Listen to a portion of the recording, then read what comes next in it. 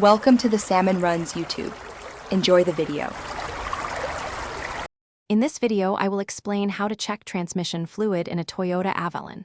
First, consult your owner's manual for precise instructions, as procedures can vary slightly. Always ensure your vehicle is parked on a completely level surface. The engine should be warm, ideally after a short drive, to get an accurate reading. Have some clean gloves and a lint-free rag ready before you begin. This preparation ensures a smooth and accurate check. Now, locate the transmission fluid dipstick under the hood.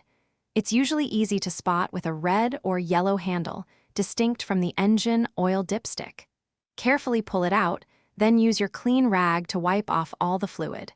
Reinsert the dipstick completely into its tube, ensuring it's seated all the way down. This step is crucial for getting a true measurement of the fluid level.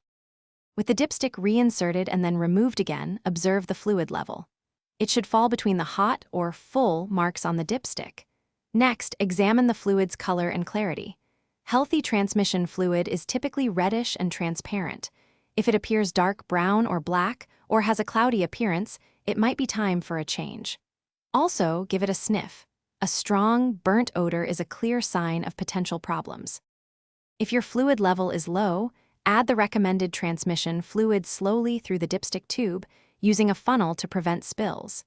Be careful not to overfill, as this can also cause issues. Always use the specific type of fluid recommended by Toyota for your Avalon. Using the wrong kind can damage the transmission. Regular checks help maintain your vehicle's health. Also, for a different kind of upgrade, check the description for a link to the Shark AI Ultra Robot Vacuum and other great deals. Thanks for watching. Consider subscribing if we helped you.